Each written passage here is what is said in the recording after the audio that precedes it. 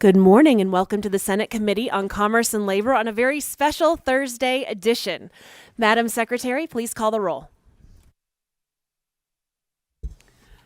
Senator Daley. Here. Senator Ellison.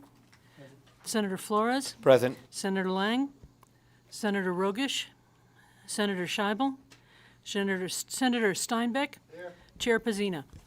Present. Please mark Senator Scheibel absent, excused, and please mark Senators Lang and Rogich present when they arrive. We do have a quorum, and we'd like to welcome our members here in Carson City, those that are joining us in Las Vegas, as well as everyone joining us online. Before we begin, just a few housekeeping announcements. First, we'd like to remind everyone to please silence all of your devices while in the committee room. Members of the public may provide testimony in various ways, all of which are listed on the agenda. You may also submit public comment in writing, either in addition to testifying or in the place of testifying. And if you wish to testify in person, please sign in at the table by the door and leave a business card with the committee secretary. When you're testifying, please turn your microphone on to speak and off to listen as we have others listening in. Please also state and spell your name for the record for our fabulous crew who's transcribing this meeting. And anyone who'd like to receive electronic notifications of scheduled bills and access to the committee's meeting materials may do so by signing up on Nellis on the legislative website. Committee members will be using their laptops to view handouts, amendments, and other exhibits. Please don't view this as a sign of disrespect or inattention. We thank all of you for being here on Thursday. As you know, deadlines are coming up, and we have a whole lot of bills in commerce and labor, so meetings may pop up from time to time. With that, we're going to move on to our very first agenda item of the day, which is Senate Bill 218, enacting the Uniform Antitrust Pre-Merger Notification Act. Say that 5 times fast. We'd like to welcome Senator Orenshaw to present, and you may begin when you're ready. Thank you.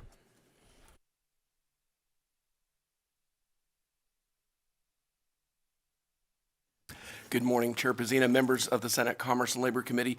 For the record, my name is James Orenshaw. I represent State Senate District 21 down in southern Nevada. I'm also very lucky to serve as one of Nevada's Uniform Law Commissioners on the National Conference of Commissioners on Uniform State Laws, also called Uniform Law Commission. The Uniform Law Commission is a nonprofit, nonpartisan organization that was founded in 1892. It's an organization of attorneys from all the states and some of the territories. Some of the attorneys are members of the state legislature. Some are judges, law professors, some are attorneys in private practice. And in the more than 100 years of the Uniform Law Commission, they have worked on trying to write laws and acts where uniformity across state lines is of benefit to our constituents in our states and across the country. Some of their, very famous acts that they've worked on and promulgated: the Uniform Commercial Code, Uniform Anatomical Gifts Act. There are many, many others that I think have been benefits to our constituents and to our constituents when they go to another state that may have enacted that Uniform Act. With me, Chair Pazina, on Zoom, I have 2 co-presenters. I have Dan Robbins. He's a past president of the Uniform Law Commission, and he was chair of the drafting committee that drafted the Uniform Antitrust Pre-Merger Notification Act. And I also have Caitlin Wolf, Legislative Programs Director from the Uniform Law Commission. Sometimes we think about mergers. Let's say, just for argument, that Chevron and Arco want to merge and create one giant gas retailer, Chevco. And, sounds exciting, sounds interesting, but it might lead to higher prices for gasoline if Chevron and Arco merge, and instead of having 2 competing companies, we just have this big gas retailer. In the United States, we have federal regulation of possible mergers, and states also have a role in trying to regulate these mergers and trying to make sure that if a potential merger might result in something that is anti-competitive and might lead to higher costs for our constituents, states also have a role in trying to see if this is something that could harm our constituents. And Senate Bill 218 basically requires that if one of these mergers would trigger a Hart-Scott-Rodino notice, that's a federal law passed in 1976, and this is notification that the federal regulators get, the Federal Trade Commission and the Antitrust Division of the Justice Department, our state attorney general would also get that notice that that merger is about to happen and not have to be trying to figure out if this is an anti-competitive merger that would hurt our constituents, could lead to higher prices, like in that example of, Chevron and Arco forming Chevco, and possibly having higher gas prices if there's not competition. They wouldn't be playing catch up after the merger happened. They'd be notified before the merger, just like their counterparts in the federal government, the Federal Trade Commission and the Antitrust Division of the Justice Department. It does not require, Senate Bill 218 does not require that the Attorney General try to stop the merger, simply that they be notified and that they're aware that this is potentially going to happen. And then if they do believe that this is something that's anti-competitive that could hurt our constituents, they could take action. With your permission, Chair Pazina, if I could turn it over to Dan Robbins and Caitlin Wolf, then I'm happy to answer any questions regarding Senate Bill 218.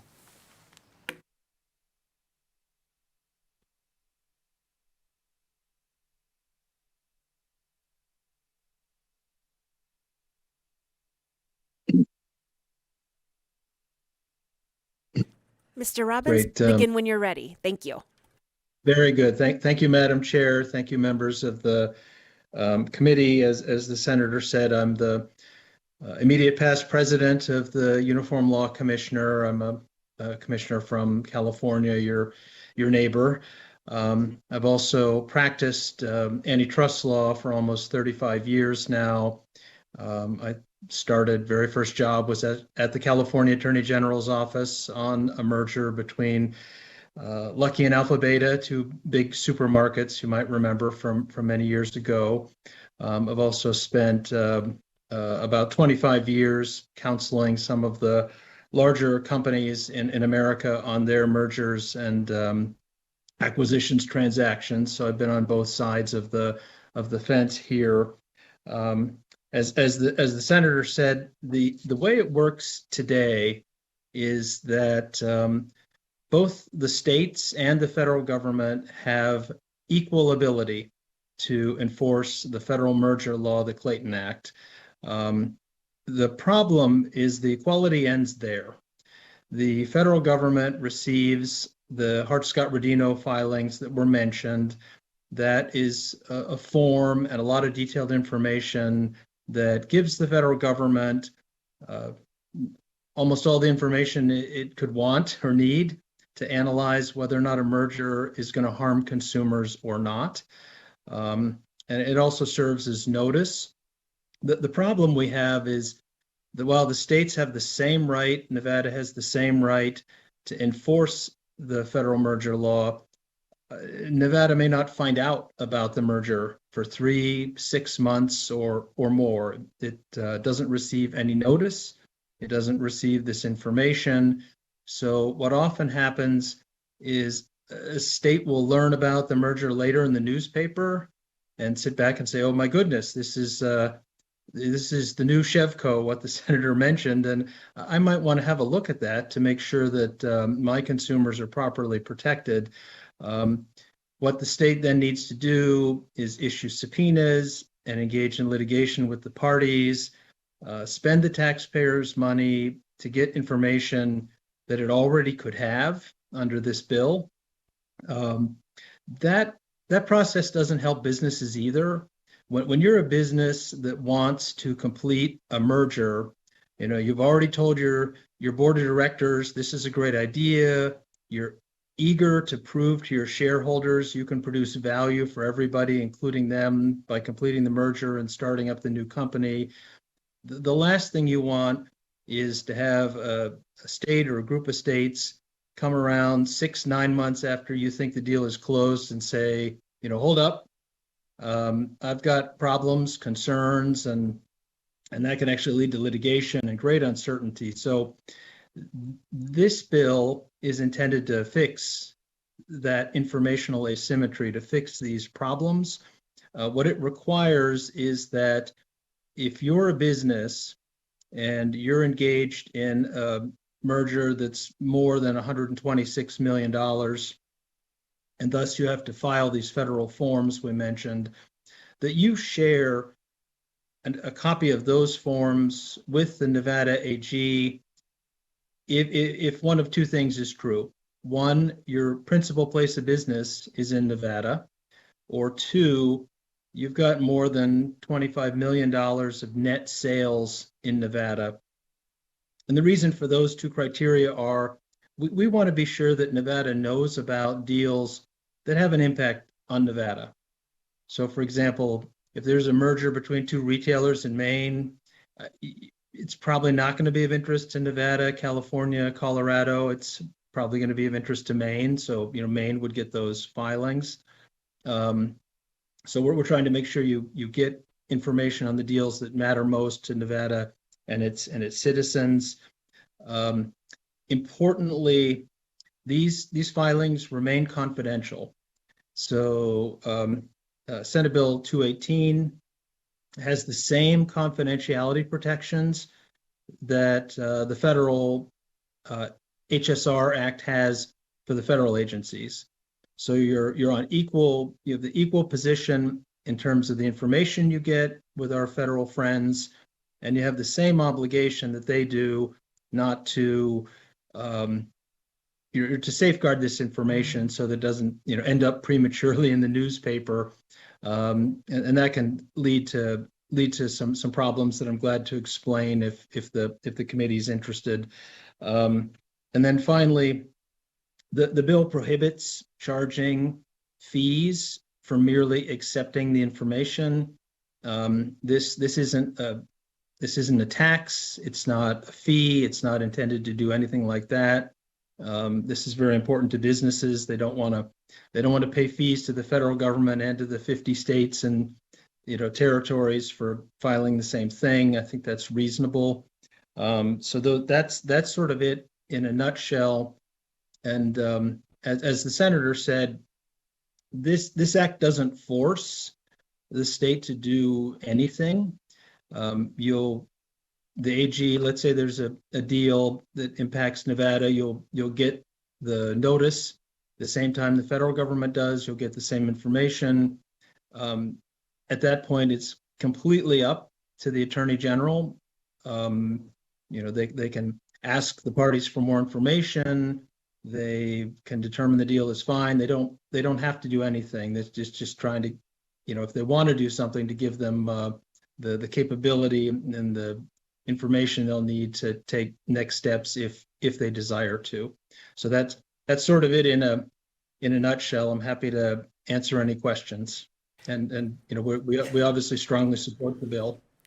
Mr. Robbins, we actually never got you to share and spell your name for the record for our transcribers and our awesome team. So if we could have you do that right now, thank you. Of course. Sorry, that's entirely my fault. My name is Dan Robbins, DAN ROBBINS. Thank you so much. And was there one more person joining us via Zoom? Yes, Chair. I believe Caitlin Wolf from the Uniform Law Commission is also on Zoom. If with your indulgence, if she could address the committee. Of course, and we'll and this was my fault for forgetting last time, but we'll start with having you share and spell your name for the record, and we look forward to your testimony in addition to Mr. Robbins. Thank you so much, Madam Chair. My name is Caitlin Wolf. That's Kaitlin, last name WOLFF. And it's a pleasure to be with you today. Thank you for your time. I am also testifying in support of the bill on behalf of the Uniform Law Commission. You've heard some detail from the senator and from Commissioner Robbins about how the bill works, the problem it solves, but I wanted to touch just really briefly on the drafting process and how we came to this language. And I wanted to emphasize for the committee that it was a very balanced drafting process. I know Nevada has enacted several of our uniform acts over the years. You may know a bit about our drafting process, but it is an open, transparent, multi-year process that we follow to craft our uniform acts. And that was the process that we used to generate SB 218. We've heard a little bit about all the various parties and people and players that this bill touches. And I'm proud to say that we involved all of those folks in the drafting process of SB 218. So obviously, we talked a little bit about the enforcers. So we had Federal Trade Commission, Department of Justice, and a few different representatives from various state AG offices who participated in our process. We also had a number of M&A attorneys, folks who represent the businesses who are engaging in these transactions on the state and federal level involved in our process. We also earned the endorsement of the American Bar Association's antitrust section for this legislation, which is a body comprised of, again, folks from all parts of the antitrust sphere. We also took great care to ensure that we weren't placing extra burdens on the businesses.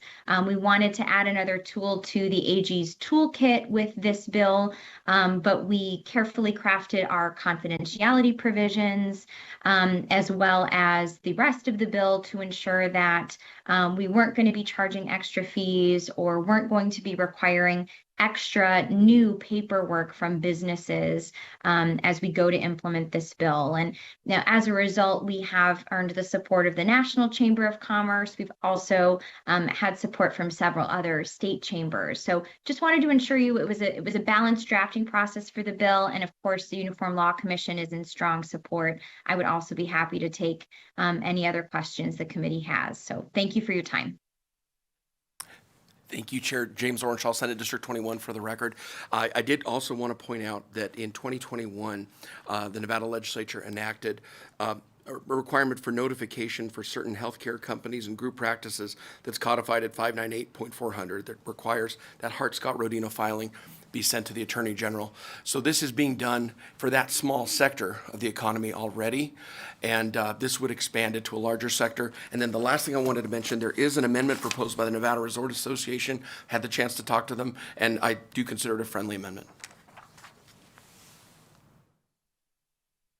Thank you so much, Senator. And also thank you because you found out very late yesterday afternoon that you would be presenting here this morning. So to your co-presenters, I thank you for being here at the last moment. Senator, I thank you for being here at the last moment.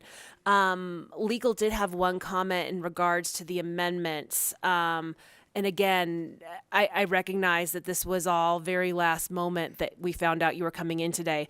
But they mentioned that the concern is that our state law can't exempt someone from federal law requirements. So it might just be a little more working together in regards to the amendment. But we know that you're working with your stakeholders, and we really appreciate the work that you're doing on this. And we know that you came in here at the very last moment to present as well. Thank you, Chair, and thank you, members of the committee. And I think the feeling behind the amendment was that heavily regulated industries like the gaming industry would the regulatory entities would be notified if there was a potential merger that would trigger a Hart-Scott-Rodino filing, and that would, being staffed by the Attorney General's counsel, that would be de facto notice. But I'm open to any suggestions that the legal division has on how to try to maybe clarify that and continue to work with stakeholders on that. Wonderful. I'm happy to answer any questions. Sorry. Thank you so much. We are going to go to questions. I just wanted to clarify that first. And again, to thank you for being here at the very last moment and working with your stakeholders at the very last moment, knowing that this was coming only until late yesterday afternoon. We're going to start with Vice Chair Daley and then move to Senator Ellison. Thank you, Madam Chair. And my question really may be for legal or in regard to the amendment. I don't think I have any questions on the actual bill. But when I read it and I look at it, and I think I understand where the Resort Association is trying to get to. They have a gaming control board and a whole layer of things they have to do for mergers and the rest of it. But this seems just a little overly broad to me. I think if we were saying that, companies that are regulated by, this specific thing, the gaming control board, the only other one comes to mind that would be on that list, maybe the cannabis compliance people, but they're in a whole another league by themselves as well. But to me, when I read this, it's like overly broad. It could be, insurance companies would claim I don't have to do this because I'm regulated by, the Division of Insurance. So I think I'm fine with the gaming part. I think that makes sense. Of course, legal's working on it, but I think it's written too broadly. And through you, Chair Pazina, to Vice Chair Daley, James Orenshaw, State Senate District 21. Here again, I think the feeling was that in such a highly regulated industry that as the Attorney General is the counsel for those regulatory agencies, there'd be de facto notice, but maybe there's another way to word it. And I'll certainly defer to legal, and I'm willing to continue to work with stakeholders if the bill's lucky enough to move forward on trying to tighten that up. Because I'm certainly not trying to exempt anyone. We just, the feeling I got was that there was kind of de facto notice due to being so highly regulated already. Thank you so much. That makes sense. And you can go directly to the senators, and we will go to Senator Ellison. Thank you, ma'am. It takes a very smart person to be able to pick something up at the last minute and do this, so my hat's off to you. But I do have a question. This is totally out of my preview of amount of money they're talking about, but what about the Privacy Act? And he did mention that, but when they do this, is there laws that protect stockholders for being mentioned in any of these things that might leak out? Thank you, Senator Ellison, and appreciate your kind comments. And I took one business law class in law school, and other than that, I've certainly not smart and not well versed in this area. So with your permission, Chair Pazina, if I could phone a friend and ask Commissioner Robbins if he could address Senator Ellison's question.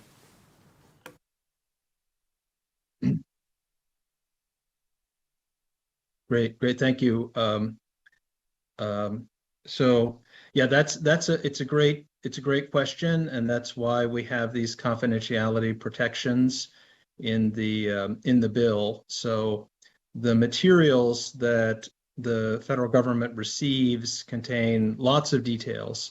There'll be all the presentations that were made to the board of directors about the merger, plans for future pricing, and things like that.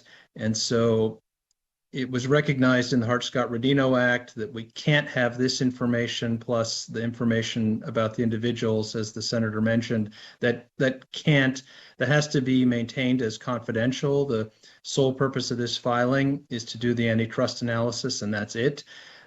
So the federal confidentiality protections are rock solid.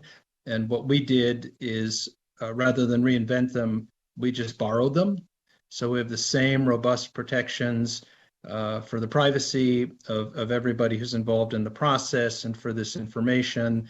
And it's a protection for the businesses and for the individuals, but it's also a protection for all of us. You can imagine that if someone were to get a hold of one of these filings that talked about a business's future plans, that they might engage in some stock market purchases with insider knowledge that would be illegal, or even worse, a competing company would be eager to get a hold of another company's internal plans so they could use them for their own advantage. That would also be inappropriate. So for all these reasons, plus the excellent privacy comment that you made, Senator, these confidentiality protections are rock solid, both in this bill and also at the federal level.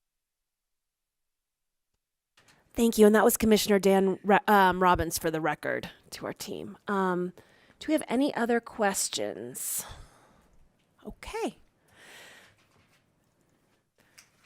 Not seeing any other questions right now, we'll go ahead and have you step back from the table, and we will take testimony in support of Senate Bill 218. And we thank you so much for the presentation this morning. We'll start in our physical locations, and after that, we will head to the phones, and we'll start here in Carson City for anyone who'd like to testify in support of Senate Bill 218.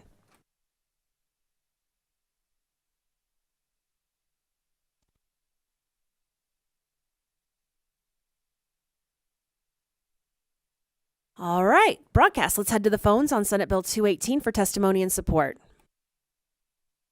Chair, your public line is open and working, but you have no callers at this time. Okay, thank you so much. Before we move to testimony in opposition, I would like to have our legal counsel weigh in a bit on the bill and how, in regards to the amendment. Mr. Colomé? Thank you, Chair. Jeff Coulomé from the Legal Division for the record. The I'm not familiar with the particular gaming provisions at issue off the top of my head, but the concept that I understand it that's being described is a concept that exists in the bill in its current form. There are certain required disclosures, for example, already in our state law for mergers between certain healthcare entities in Section 17 of the bill. For example, mergers between certain health entities, they're already required to notify the Attorney General.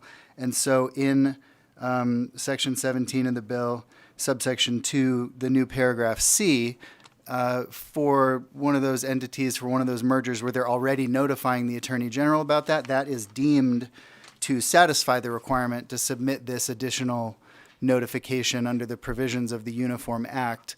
So that is a concept of I understand the type of thing maybe that we're talking about. So that is a concept that exists in the bill. I'm not aware of the gaming stuff specifically being in the NRS. I might be missing something, but we're certainly happy to continue looking into it, to continue the conversation and work on figuring out what that is.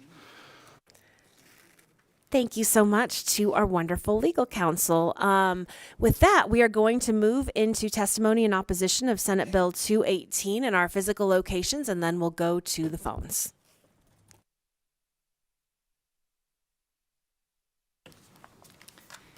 Thank you, Chair Pazina and committee members. Misty Grimmer, Grimmer, representing the Nevada Resort Association. First of all, we very much appreciate the Senator Orenshaw working with us on an amendment to this bill.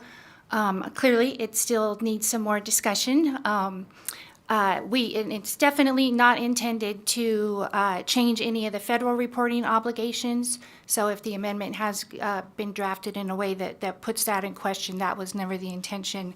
It is just intended to prevent the duplicative filings that we already do submit all of this information to the Gaming Control Board whenever there is any type and of any size of merger or acquisition in the gaming industry.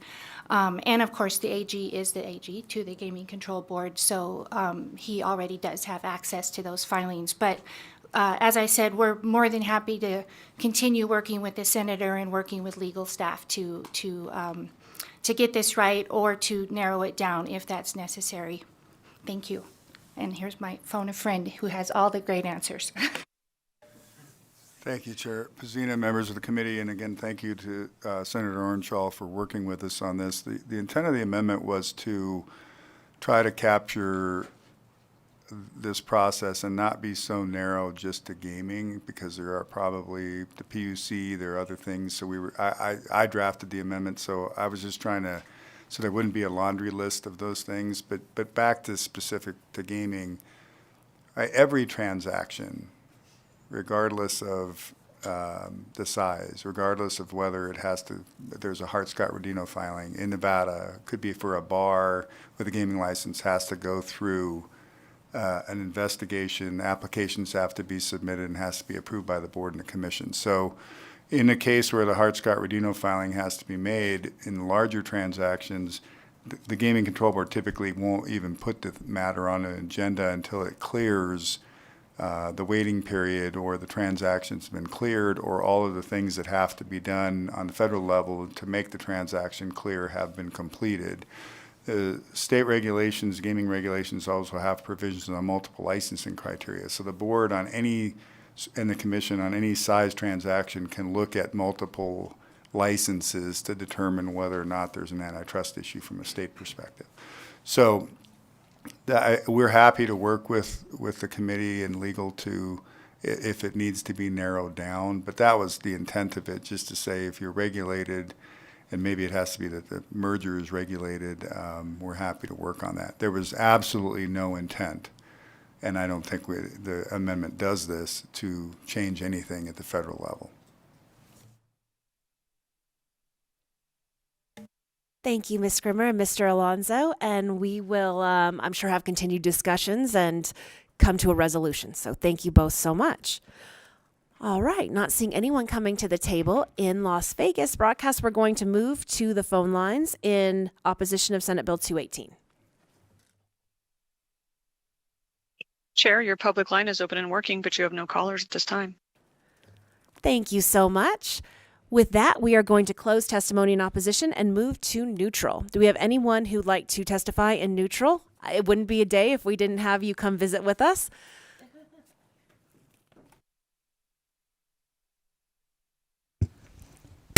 Sorry. Thank you, Chair, members of the committee. Adam Plain, Plain, with the Nevada Division of Insurance. I'll be honest, hadn't even flagged this bill on our radar, but the mention of insurance during testimony had me panicking. To the effect, or to the extent that it makes any useful difference for people, I will say it's my understanding that insurance companies are subject to the federal disclosures currently. Additionally, we do have state-based disclosure regulations for mergers and acquisitions in Chapter 692C. It's specifically 692C.130 through 692C.250. So if anyone has any questions about insurance and you want to look those up, that's the place to do it. Thank you. Thank you, and always good to see you. I don't see anyone coming to the table in Las Vegas for neutral on Senate Bill 218, so broadcast, we're back to you. Chair, your public line is open and working, but you have no callers at this time. Okay. Senator, would you like to come back to the table for closing remarks?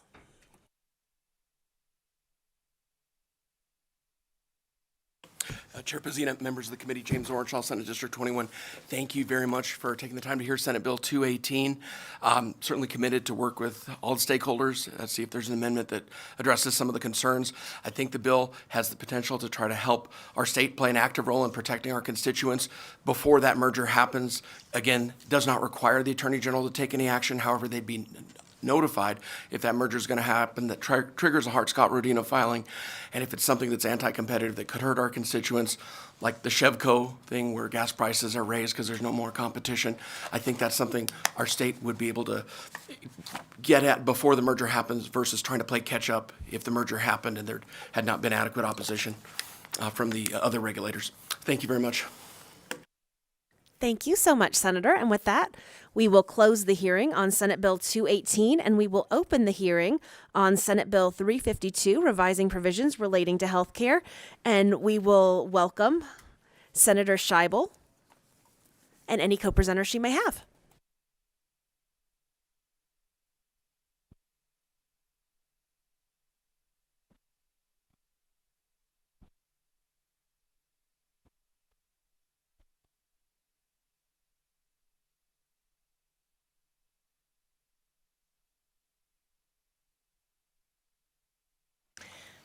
Good morning, committee. It is wonderful to be back in Commerce and Labor. I do miss our morning meetings and look forward to being back soon full-time. But for today, let me introduce myself for the record, Melanie Scheibel from Senate District 9. I proudly represent the southwest part of Las Vegas, and today I'm here to present, along with my friend and colleague Andre Wade from the Silver State Equality, Senate Bill 352. The purpose of Senate Bill 352 is to enshrine in state law certain non-discrimination protections in healthcare plans. The Affordable Care Act on the federal level currently provides these protections in Section 1557 of the Affordable Care Act. Those protections should generally apply here in the state of Nevada, but in our research over the course of the last year or two, and following on our success of SB 163, which protected gender-affirming care for people in Nevada, we discovered that those requirements of non-discrimination were not likewise included in Nevada statutes. And so while Nevada does have a patchwork of statutes that protect people from discrimination when it comes to insurance policies, we were missing a crucial piece at the state level. And that was for somebody who goes out on the Silver State Exchange to purchase healthcare insurance, they did not have a state protection against discrimination. So if an insurance company that was operating on the Silver State Exchange wanted to, or did in fact, discriminate against somebody based on their disability, based on their gender or their gender identity, there was no protection in state law for that person who was denied health care coverage. SB 352 fixes that problem. It ensures that any protected characteristic defined the same way as the feds define it, which includes age, sex, national origin, disability, gender identity, and expression, is protected in the state of Nevada, so that anybody who does experience that kind of discrimination has recourse here at the state level. I can walk you through the bill very briefly. Essentially, what the bill does is, in these 9 separate sections, is it implements the same policy in all of the different areas of the NRS that touch on healthcare policies. And so you'll see that the language is very repetitive. That is on purpose. That is because it is intended to reflect the same protections, whether you're talking about a self-funded plan, a government-funded plan, or a commercial insurer. And that's why we repeat this language throughout the various different sections of the NRS. I will turn it over to Mr. Wade, who I think has some very thoughtful testimony to share with you today, and then we'll both be available for questions. Thank you, Senator Scheibel, and good morning, Chair Fazina, Vice Chair Daley, and members of the committee. As Senator Scheibel said, my name is Andre Wade, ANDREWADE, and I'm the State Director for Civil State Equality. We're a statewide LGBTQ+ civil rights organization here in Nevada. At the risk of being redundant to the very succinct and to the point remarks that Senator Scheibel mentioned, I will just add that the protections that we have at the federal level with the Affordable Care Act is pretty tenuous, that depending on who is in office and which executive orders are submitted will determine our protections. And so initially we had protections back in 2021 because of a ruling around Bostock. There's interpretation of the ruling that sex would also mean sexual orientation and gender identity. This recent administration in 2025 has rolled back some of those protections around transgender folks, around gender identity.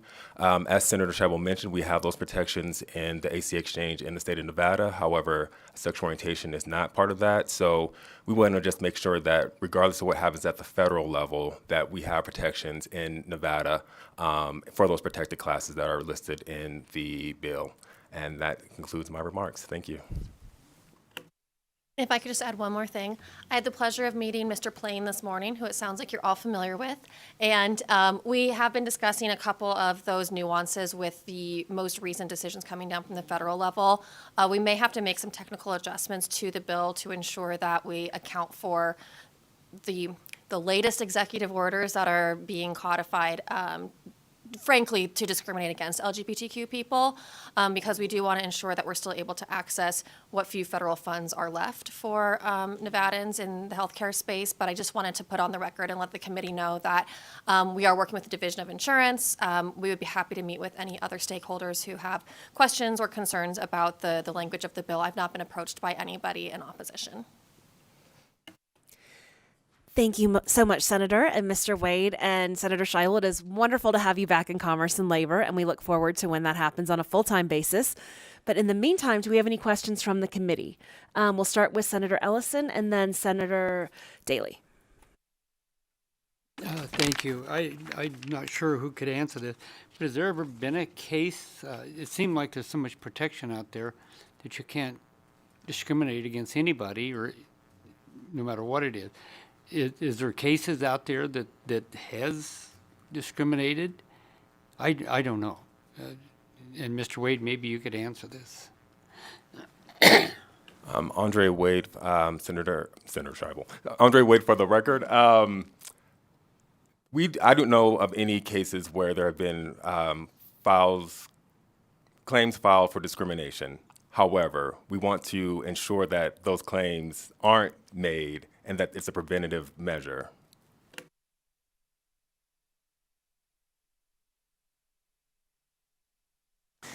Thank you, Madam Chair. And I just want to confirm, I believe, so you mentioned the federal law, and is that actually the law or is it a regulation? Melanie Scheibel, for the record. Thank you. Yes, it is federal law. It is Code 42, Title 42, Code 18116. Thank you. I just wanted to make sure on that. So this is just essentially puts in the state law to match federal law. And then, as you mentioned, executive orders and various things. And then there'll be the whole argument on whether or not he can rewrite federal law with an executive order. And I say he, any person in the office. And I think reasonable people would say you cannot do that. Congress has that authority. But this just matches that. We're not expanding or doing anything different.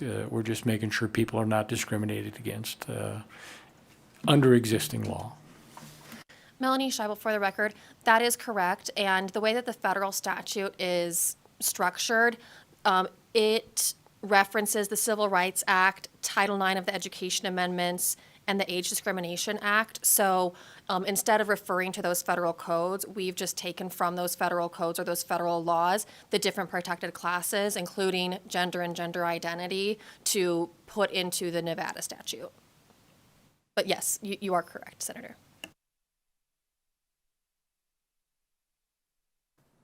All right. I don't see any additional questions this morning. We've been a quiet crew because everyone, I think, is stunned to be here on a Thursday morning. So we thank you so much for the presentation on Senate Bill 352. And I know that Senator Daley mentioned he, and hopefully someday there will also be a she in the White House. Thank you very much. And we will begin testimony in support of Senate Bill 352. And we'll start in our physical locations, and then we'll move to the phones.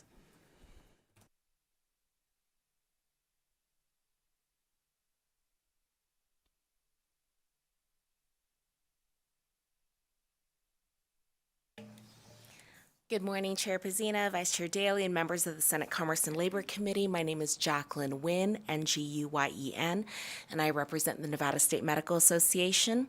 We'd like to thank Senator Scheibel and all the sponsors for bringing forth this bill. The Nevada State Medical Association advocates for equal access to respectful and safe medical and mental health care in our state. Our physicians believe that basic health care is a human right and that all Nevadans deserve access to the highest quality of care. Therefore, we're in support of SB 352. Thank you. Good morning, Chair and members of the committee. Leah Cartwright, Leacartwright, here today on behalf of the Nevada Psychiatric Association. The Nevada Psychiatric Association supported SB 163 in the last legislative session and continues the support of these important measures this legislative session, and we ditto our colleagues from the NSMA. Thank you. Thank you so much. And not seeing anyone in Las Vegas, we are going to move to the phones. Broadcast, do we have anyone in support of Senate Bill 352? If you would like to testify in support of SB 352, please press star 9 now to take your place in the queue.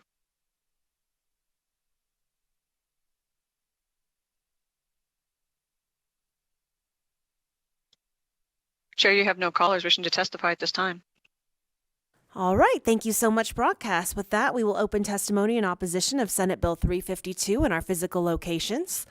And not seeing anyone coming to the tables, Broadcast, we're back to you. Anyone on the phones? If you would like to testify in opposition of SB 352, please press star 9 now.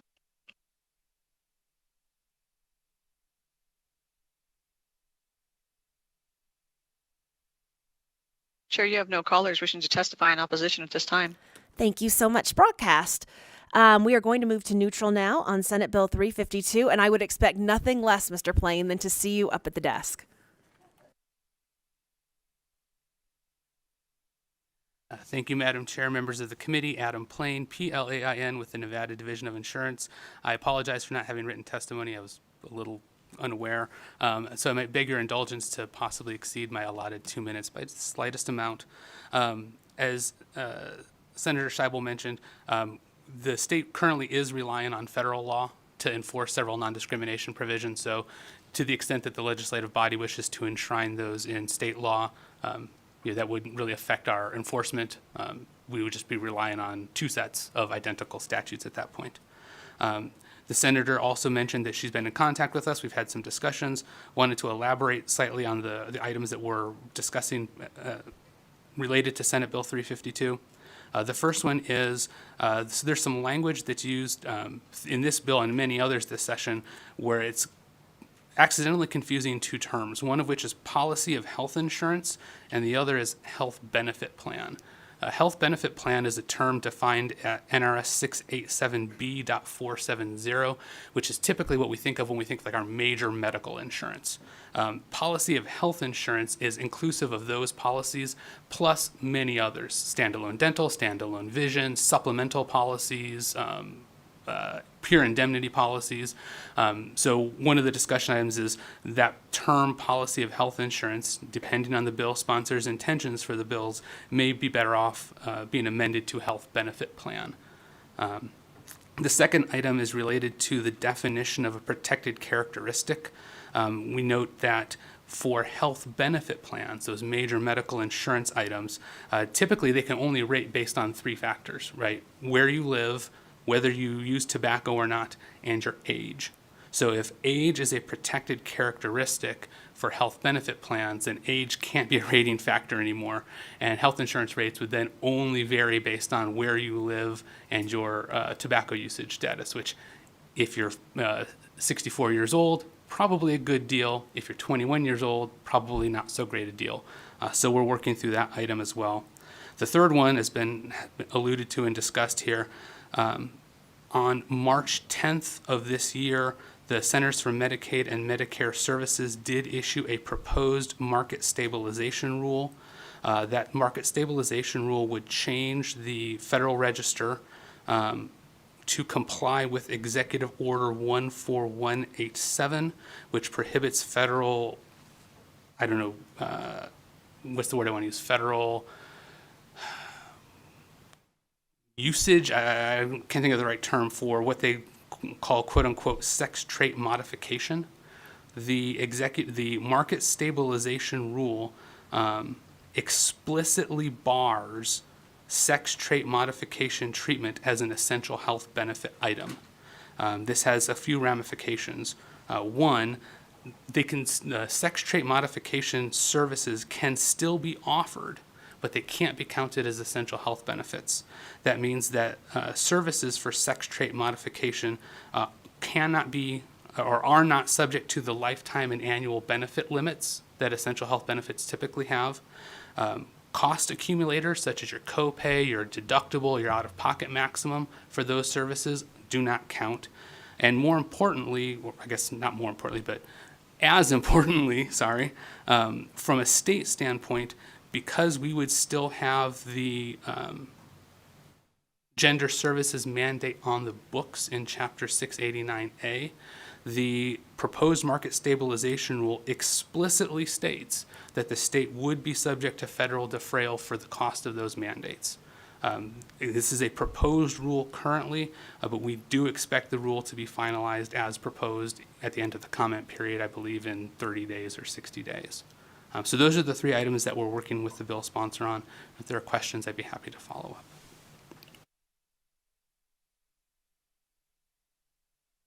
Senator Daley?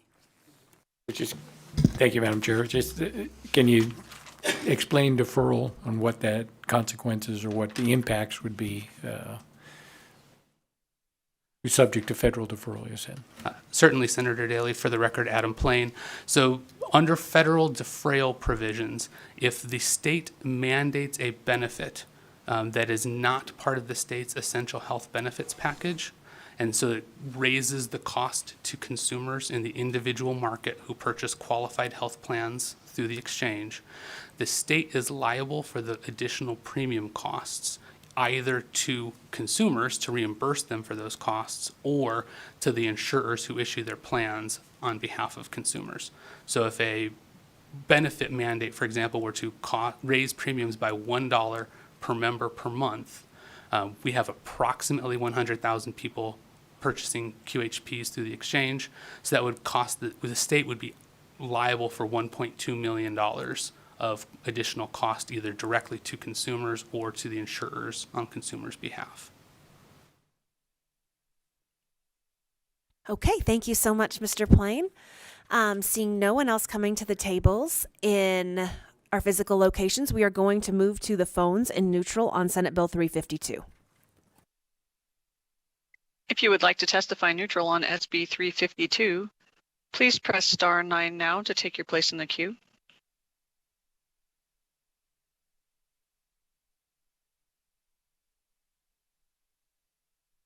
Barry Johnston, Las Vegas. Good morning, employees. No one here wants to take health care away from anyone, but being forced to pay for gender transition while real medical needs go ignored. You're pulling good teeth from nonverbal children instead Sir, of are you in providing neutral? It good sounds like you're in dental- opposition, and we've closed out opposition. Are you in neutral to Senate Bill 352? Yes, ma'am. I understand. I'm speaking. Thank you. Can I have my time back? You can have another 60 seconds, yes, but please keep in mind that this Well, is but speaking in you neutral. interrupted me, so why would I have my time taken away? Sir, we can stop your testimony right now, or you can continue for 60 seconds. It's up to you, but this must be in neutral, and it must be civil. Well, I can say whatever I want. I'm being civil. I'm not saying anything mean about anybody. I don't understand why you guys keep telling us what we can say and how we can deal with your legislature. Like, we're the ones that pay your fees. I don't understand that. Can I please continue on my 2 minutes back? Ma'am, can you answer me? Sir, you're eating up your 60 seconds. You're at about 40 now, so I would urge you to continue your remarks and great. send anything extra to the committee secretary to put in writing. Thank you so much for intentionally stopping me from speaking as you progressives normally do, because you don't want us to have any voice in what's happening. Your socialist remarks are completely and utterly appalling. I'm tired of you guys interrupting us intentionally. Thank you. to stop Broadcast, what that we're will be saying so enough. you can eat our Sir, time. you can send your remarks in to our committee secretary to put in writing, and that will be enough for that speaker. Do we have anyone else who'd like to speak in neutral on Senate Bill 352? Chair, you have no more callers wishing to testify neutral at this time. Thank you so much. And with that, we will invite our sponsors back up to the table for any closing remarks.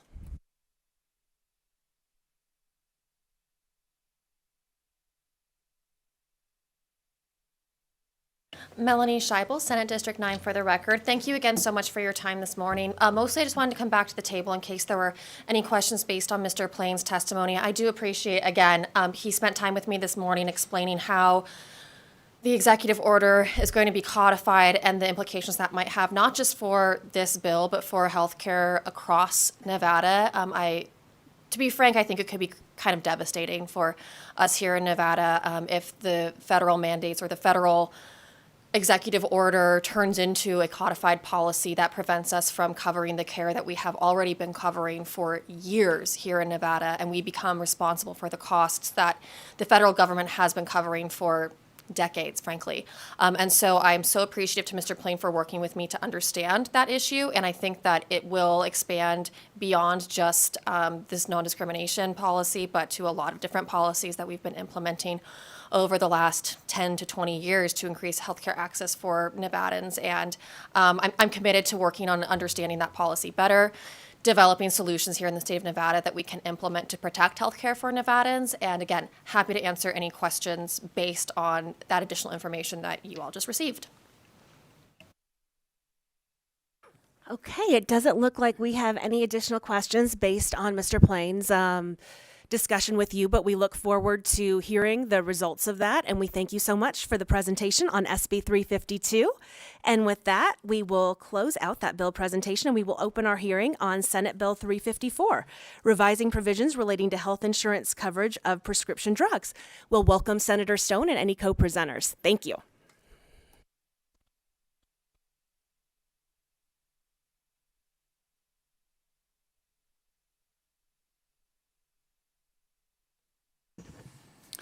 Good morning, Chair Pazina and members of the committee. I'm Jeff Stone. I represent Senate District 20 from Mesquite, including Henderson, all the way to Laughlin. Also presenting with me today from Las Vegas is Dr. Liana Ramirez, a fellow pharmacist from the center in Las Vegas. It will be our pleasure to present SB 354, which revises provisions relating to health insurance coverage of prescription drugs. Senate Bill 354 focuses on prohibiting certain healthcare plans from requiring step therapy before providing coverage for specific prescription drugs related to HIV and hepatitis C.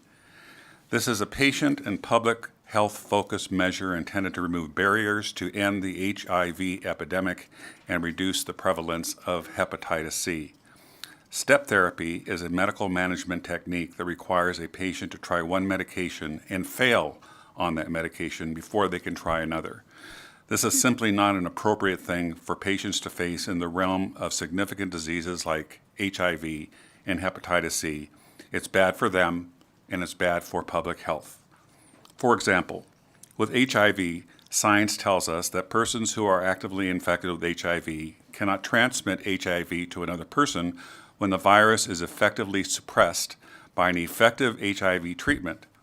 It is also this achievement of viral suppression that means that HIV is no longer a death sentence, and that people living with the disease get to live full lives equal to the lifespan of persons without HIV.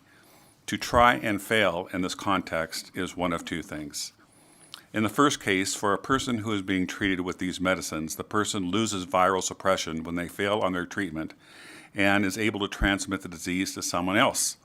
If another person becomes infected, that means we have taken one step backward in the fight to eliminate HIV. In the second case, for a person who is using these medicines to prevent themselves from becoming infected with HIV, when they fail on their therapy, the person is rendered unprotected and may acquire the HIV infection, once again taking one step backward in the fight to eliminate HIV. Both examples illustrate an important point. HIV is not a disease where try and fail is an appropriate barrier, not for the patient and not for our public health system. The same reasoning applies for hepatitis C. This disease, if left untreated, can cause lifelong liver damage. However, there are medications available that not only treat the disease, but actually cure it. Patients should be able to access the cure as soon as they are diagnosed. Preventing further acquisition of HIV and hepatitis C in our communities leads to long-term cost savings across the entirety of our healthcare system. Finally, this bill emphasizes trust in our providers, that they are their patient's expert and can make the best decision for their patients as to what medication is most appropriate for them.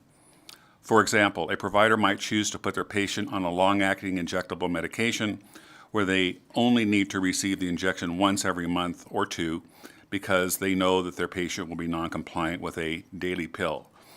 They know this because they know their patient's history, and they should be empowered to make that decision without facing the significant administrative hurdles associated with step therapy.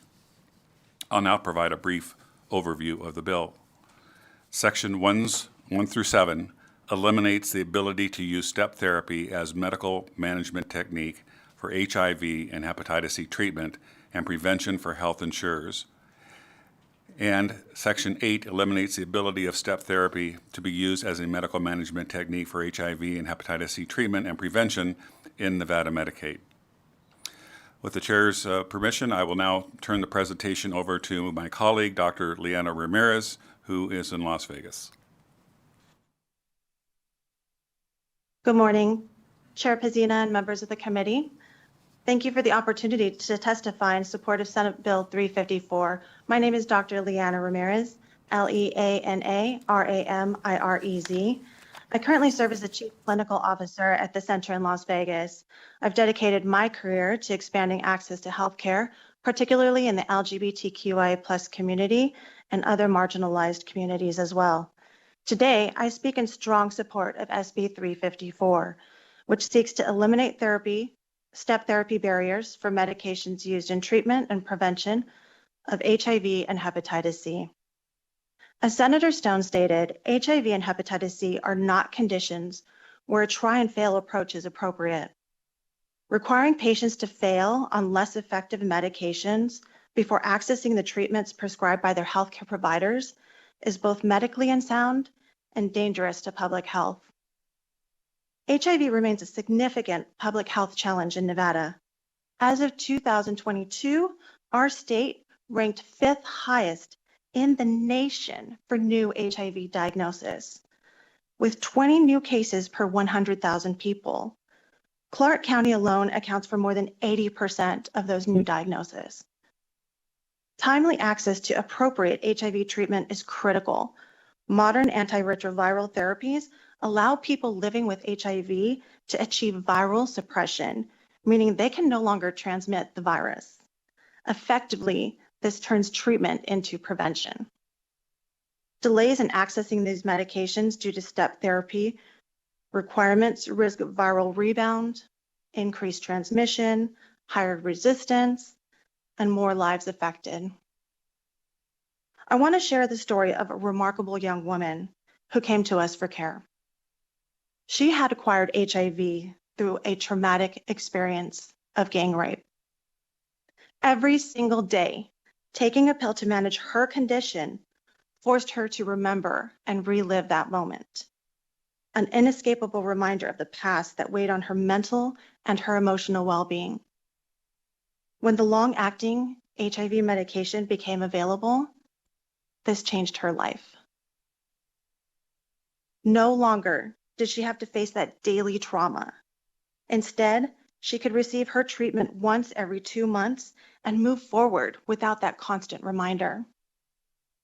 For her, this was more than just medical advancement. It was a chance for this person to reclaim their life.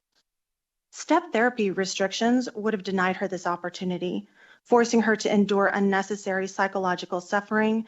And these are the reasons and the stories of why patient-centered care and provided discretion matter. Similarly, pre-exposure prophylaxis, also known as PrEP, medications are reduce the risk of acquiring HIV by 99% when taken effectively. These must be available immediately to those who need it. Requiring individuals to fail on therapies that aren't tailored to them could mean the difference between remaining HIV negative or acquiring a lifelong virus. Nevada has one of the highest hepatitis C prevalence rates in the country, with approximately 1,190 cases per 100,000 people. Hepatitis C is a curable disease, yet step therapy policies delay access to curative medications, leading to prolonged liver damage, increased healthcare costs, and transmission rates. Around 70% of chronic cases of hepatitis C are linked to injection drug use, underscoring the urgency of rapid intervention and treatment. The cost of delaying treatment is immense. A liver transplant in the United States exceeds $875,000, including care, medication, hospitalization. In contrast, a full course of hepatitis C treatment with our amazing medications of direct-acting antivirals costs between $25,000 and $94,000. And most patients are able to achieve a cure within 8 weeks of taking medication. Ensuring immediate access to curative treatment prevents severe health complications and significantly reduces long-term healthcare costs. Eliminating step therapy for HIV and hepatitis C is not just about compassionate care. It's also a sound economic decision. Early initiation of antiretroviral therapy for HIV saves an estimated $225,000 per patient in lifetime healthcare costs. Similarly, curing hepatitis C prevents the need for expensive liver transplants and medications, saving millions in avoidable costs as well. In conclusion, we must trust our healthcare providers to make the best clinical decisions for their patients. Step therapy creates unnecessary hurdles that undermine public health and increase costs. Senate Bill 354 will allow Nevada to take a critical step forward in ending the HIV epidemic and eliminating hepatitis C as a public health threat. I urge this committee to support SB 354 and remove these barriers to care. Thank you for your time, and I welcome any questions.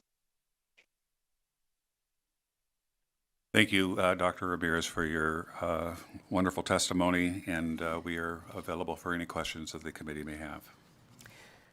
Thank you so much, Senator. We'll start with Senator Scheibel.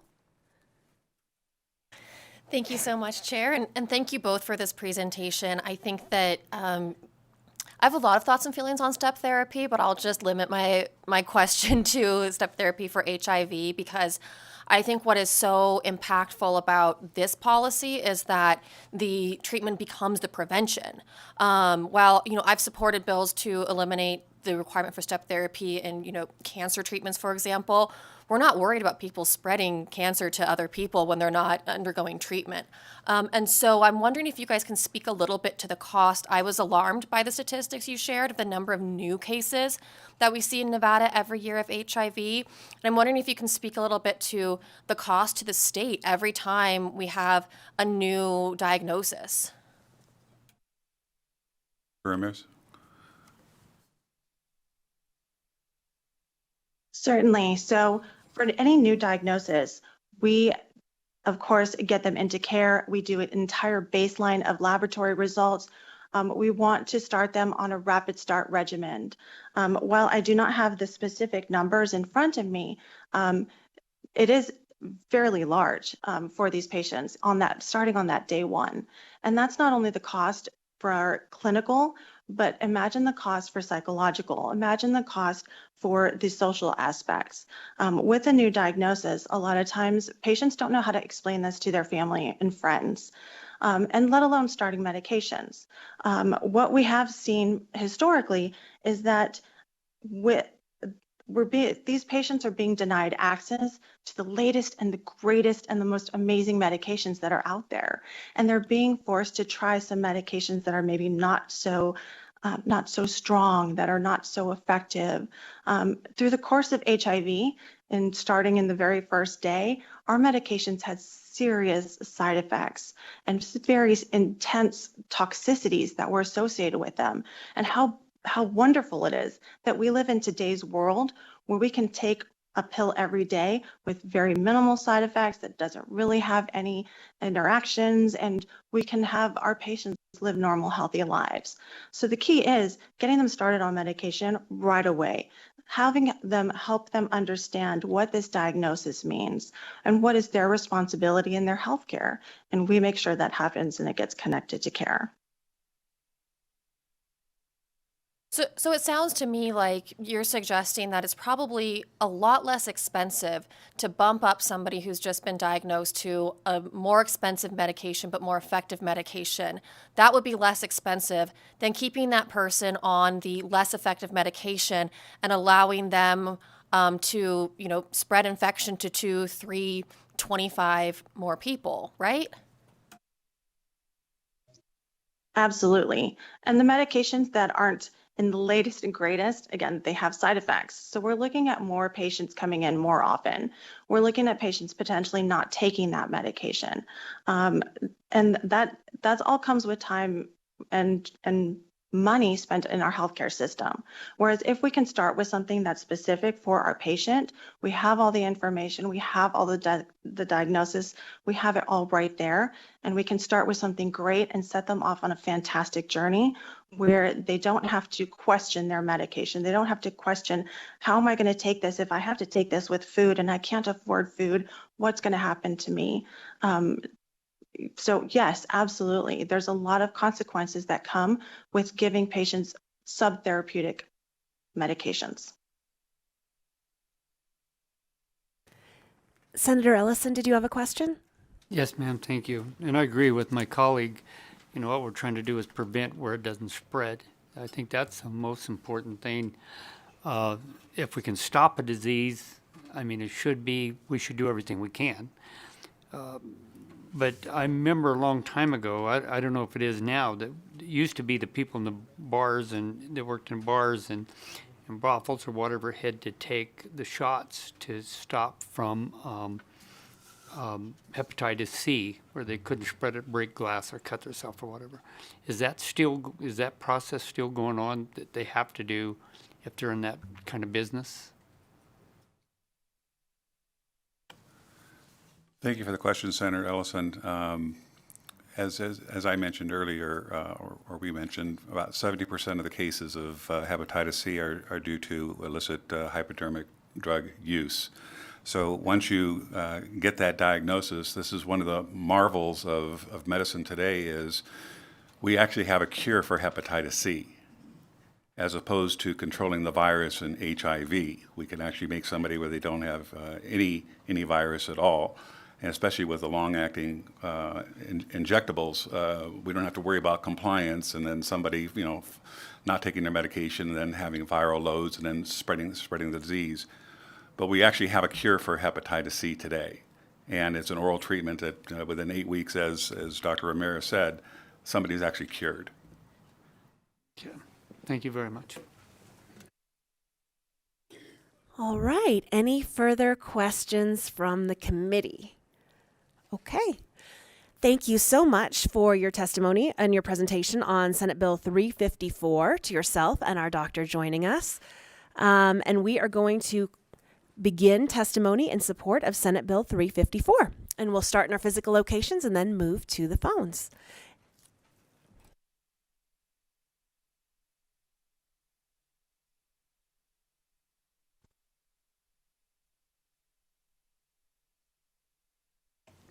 Thank you, Chair Pazina, members of the committee. My name is Joe Hill, Policy Analyst with the Retail Association of Nevada. The Retail Association of Nevada would like to thank the senators for bringing attention to an issue regarding patient health care in Nevada. The community pharmacy members of RAND support language that will improve patient outcomes and access to needed care and medications. We believe Senate Bill 354 accomplishes that goal. RAND urges the committee to vote for this bill, and we look forward to working with the senators as the bill moves forward. Thank you. Good morning again, Madam Chair and members of the committee. I am still Leah Cartwright, Leacartwright, here this time on behalf of the Nevada Primary Care Association, NVPCA. The Nevada Primary Care Association represents the federally qualified health centers and clinics throughout our state, the safety net providers. They are in full and strong support of this measure. Thank you. Good morning again. Andre Wade, State Director for Silver State Equality. Good morning to the Chair, Vice Chair, and committee members. Silver State Equality, I'm the State Director for Silver State Equality. We have been working on HIV prevention and education as part of our pillars for the past 6 years. I've been working in this space as an ally for the past 10 years around education and prevention, and was a 2-time appointee of Governor Sisolak's task force on HIV prevention. I say all that to mention that there's knowledge that the cost of HIV care is up to about $5,000 per month per individual. So decreasing those costs by eliminating step therapy is hugely cost beneficial. So we, as Silver State Equality, is in full support of this bill. Thank you. Thank you so much, Mr. Wade. Seeing no one else in our physical locations broadcast, is there anyone on the phone lines who'd like to support Senate Bill 354? If you would like to testify in support of SB 354, please press star 9 now to take your place in the queue.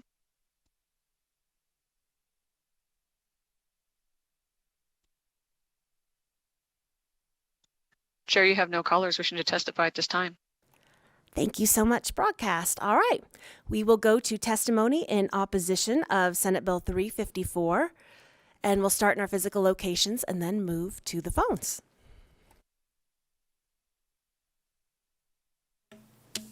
Good morning, Chair Pazina and Committee. Shelley Capurro, representing the Nevada Association of Health Plans.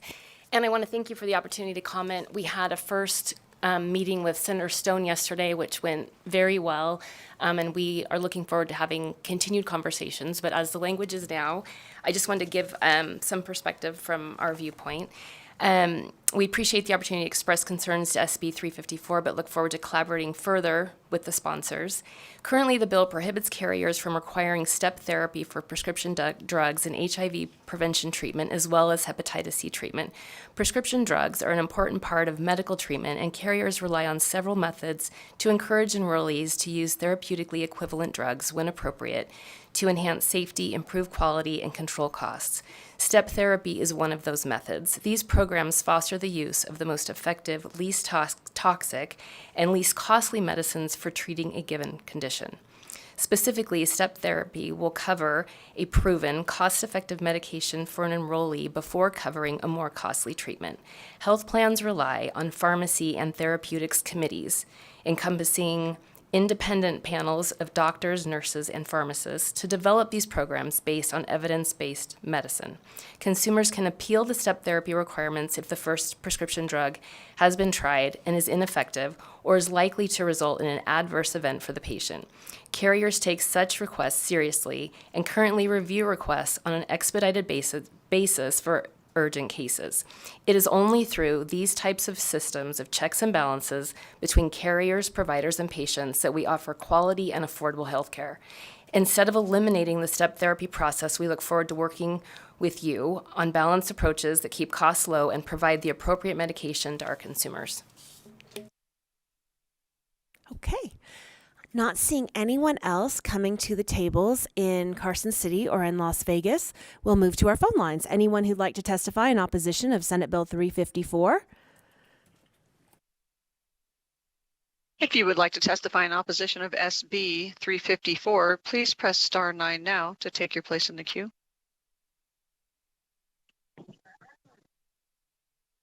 Barry Johnston, Las Vegas, BERYJOHNSTON. Good morning, employees and socialists. We are failing the most vulnerable in our healthcare system right now. We cannot even provide basic care for nonverbal children who need life-saving care. We are pulling good adult teeth from these kids who can't even speak for themselves instead of proper dental care. Bedridden seniors with dementia are left to rot in understaffed facilities without the medicine they need or support they desperately need. And yet this bill wants to increase costs for insurance companies, forcing them to cover specific medications without control or prioritization. Why? To virtual signal and win political points while ignoring the elderly, disabled, and children who are truly suffering. No one here wants HIV or hepatitis to spread. Let's be honest, those who contract these diseases of risky behavior made a choice. Meanwhile, dementia patients, children with disabilities, and cancer patients do not. Why are we prioritizing coverage for those who knowingly took risks over those who had no choice? We don't fully cover Alzheimer's medications, Parkinson's treatments, life-saving drugs for chronic diseases that weren't caused by risky behavior. What's different? Why are we putting political narratives ahead of real need?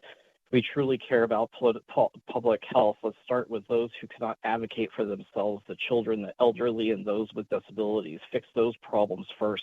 Stop using healthcare as a tool for political grandstanding in your socialist needs.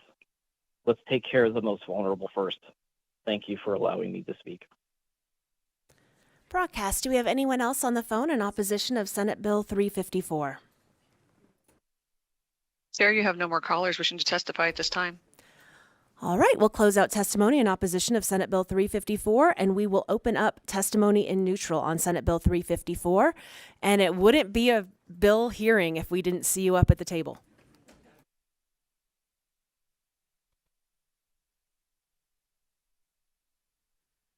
Thank you, Madam Chair, members of the committee. Adam Plain, PLAIN, with the Nevada Division of Insurance, testifying neutral.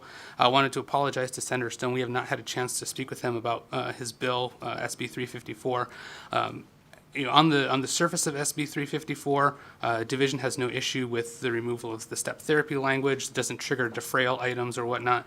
But just bringing to attention, there is a second level item that we wanted to raise, and that is last session, the 2023 session, the legislature passed and the governor signed Senate Bill 439, which relates to medication for HIV and hepatitis C. I believe, in fact, it's these same sections that are being amended.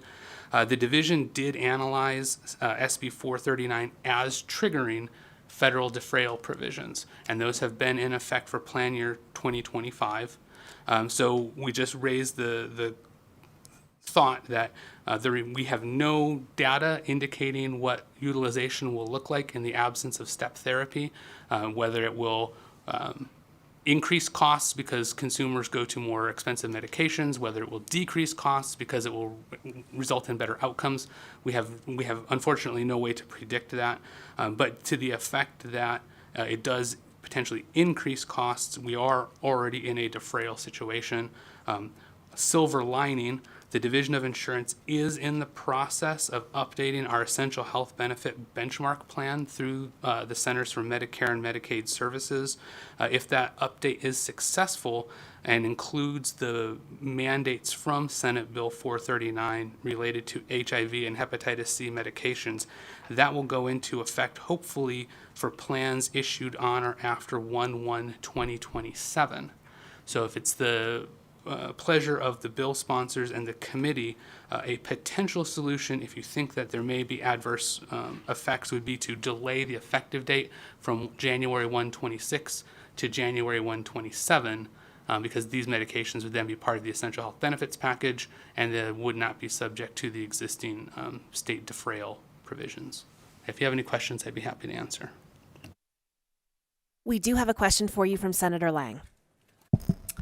Good morning. So in my 3 sessions here at the legislature, every session we've done something about step therapy. My first session was about cancer medications and working with the insurance companies, and the next year after the session to say, did this cost the insurance companies more money, or did it cost them less because we were doing preventative medicine? And I guess my frustration with how we're doing things is we're not being preventative. And we can do so much to help our consumers if we deal with it now. They told me that the cost did not go up. In fact, it was less. And so I am, I'm an advocate to get rid of step therapy altogether because I think it's the wrong way to go in medicine. And so I'm really concerned to hear the conversation about step therapy and how it could increase the insurance prices potentially, because when you look across the United States at the states that have enacted step therapy, anti-step therapy medication guidelines, their costs have actually gone down. And so to get to the question is, how do we as a state start to look at this in a more complete manner and how we deal with step therapy? Because to me, it's the whole wrong way to do things. Senator Lang, thank you for the question. Adam Plain with the Division of Insurance.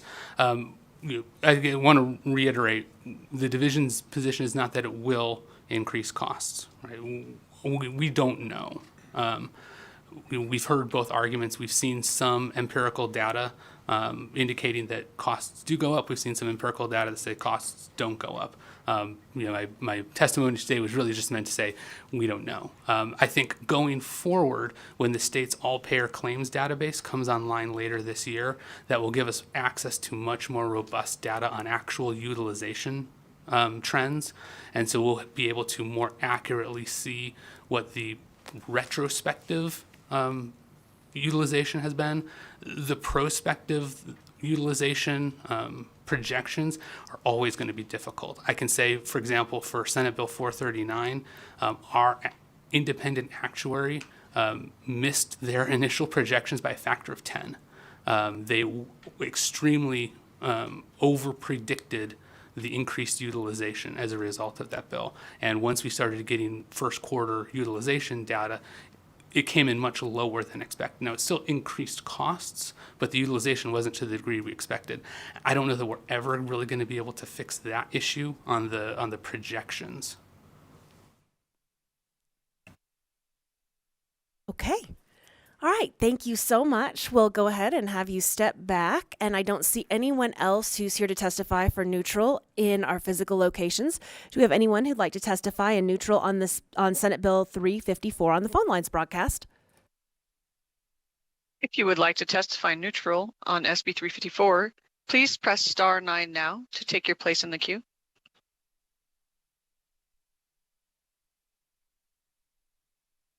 Chair, you have no callers wishing to testify at this time. Thank you so much. Senator Stone, would you like to make any closing remarks?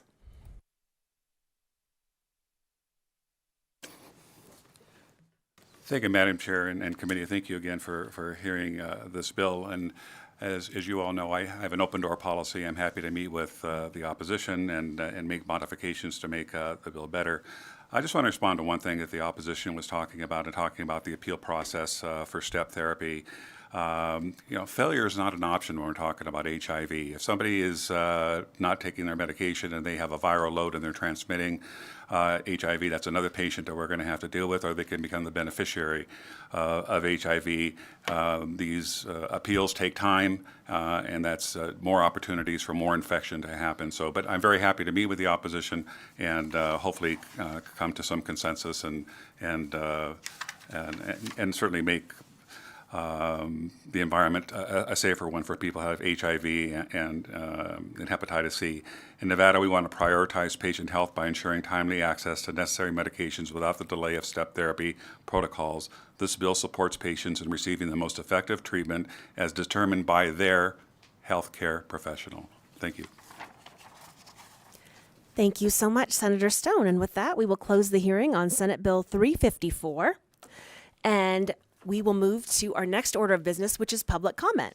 Members of the public may provide public comment in person, by phone, or submit written public comments to the committee's email. Instructions for providing public comment may be found on the agenda, including the call-in information. We're looking forward to hearing your comments, and we do ask that you keep them brief to 2 minutes, and please avoid repetition of comments made by previous speakers.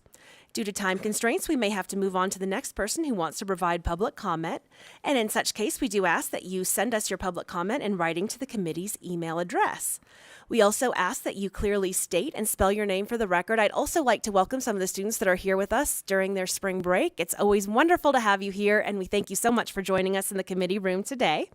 We'll begin with our public comments from those in the physical locations and then move to anyone who has called in. We also remind you during public comment, the testimony for the bills that were already presented did happen during those bill hearings, so this is general public comment. And with that, we'll start in Carson City, if anyone would like to come and make any public comment. All right, does not look like anyone's in. It doesn't look like anyone is in Las Vegas, although Senator Flores, did you have a comment? Yes, thank you, Madam Chair. And he walked out exactly at the wrong time. But I wanted to recognize Emer with Make the Road in Nevada, who is here today. Phenomenal young man, UNLV student, organizing students constantly. And I also have the privilege of having him work in my law firm. And he asked for the day off to be here, and I thought that'd be incredibly important. I also want to recognize all the folk of Make the Road. I know they have on Las Vegas, they're on Lamb.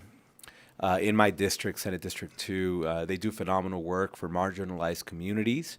They're just constantly organizing communities. If you need something done, the rule is you speak to Make the Road because they get things done. So I just wanted to recognize them and thank them for being here today. It's an absolute honor to see you all here today. Thank you so much, Senator Flores. And again, I echo those remarks. It's wonderful to have you here today. Seeing no one who'd like to make public comment in Carson City or Las Vegas, we welcome those on the phones to make public comment. If you would like to provide public comment, please press star 9 now to take your place in the queue. Gary Johnson, Las Vegas, BERRYJOHNSTON. The latest misinformation campaigns from the committee's socialists in our state is laughable. They claim President Trump and Robert F. Kennedy will somehow harm Nevadans by reducing health care funding, but this is nothing more than a fear-mongering and deception. The truth is Trump and RFK believe empowering the states and not burdening them with federal red tape. The socialist model wants more Washington control, more bureaucrats deciding health care you can and cannot receive, and more tax hikes to fund their inefficient schemes. President Trump has always fought for lower cost, patient choice, stronger control of our health care dollars. He knows a one-size-fits-all federal plan doesn't work. Nevada needs flexibility, not bloated D.C. bureaucracy. RFK has spoken about ending corporate stranglehold on health care while ensuring funding reaches the people who need it most, not wasted on middlemen and insurance lobbyists. The real threat to Nevada is not Trump or RFK. It is the failed socialist health care policies that push government dependency over real solutions. They want to scare you into supporting policies that drive up costs, stifle inflation, and limit your choice. So next time these leaders tell you that they are harming Nevada, ask them this: why do we want more federal control instead of trusting our state?